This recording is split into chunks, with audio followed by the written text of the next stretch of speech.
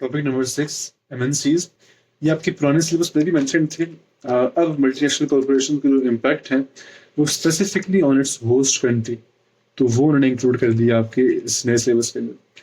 पहले हम positive impacts को देख लेते हैं। जॉब क्रिएट होती है डेफिनेटली।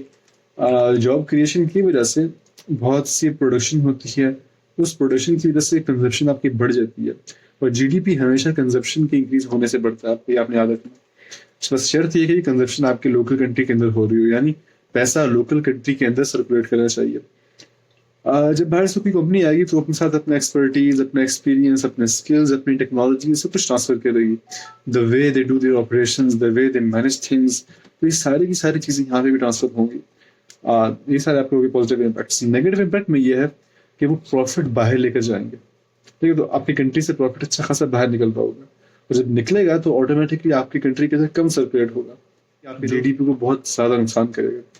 प्राइमरीली जो कि जीडीपी जिस चीज से गिरता है वो यही है कि पैसा कंट्री से बाहर जा रहा होता है। फिर यह है कि आपके जो लोकल फर्म्स हैं definitely they will have to compete with such huge multinational companies, giants हैं वो। तो उनकी रिसोर्सेज, उनकी एक्सपर्टीज, उनकी स्किल्स, जो उनकी scale of operations they are so huge that local firms they can not compete them.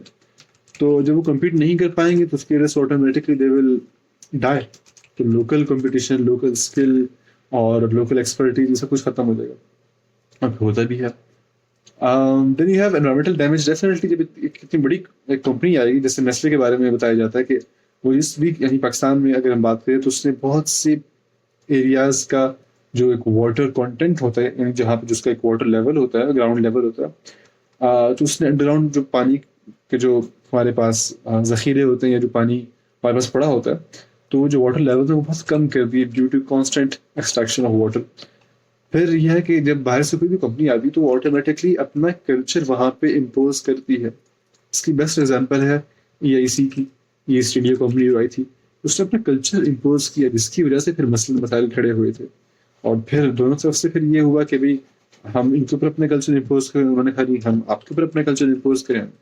Well this lead to a bloody history of 300 or 400 years, 200 years with। बाकी ये है कि मॉडर्न डेज के अंदर भी, जैसे कि चाइना की एग्जांपल, चाइना का कल्चर बहुत डिफरेंट है। तो वहाँ पे पेप्सी और जो कोका कोला जब वहाँ पे शिफ्ट हुई तो उनको बहुत मुश्किल हुई थी उस कल्चर में यानी उस कल्चर में थ्राइव करने के लिए। तो कल्चर इरोड होता है डेफिनेटली।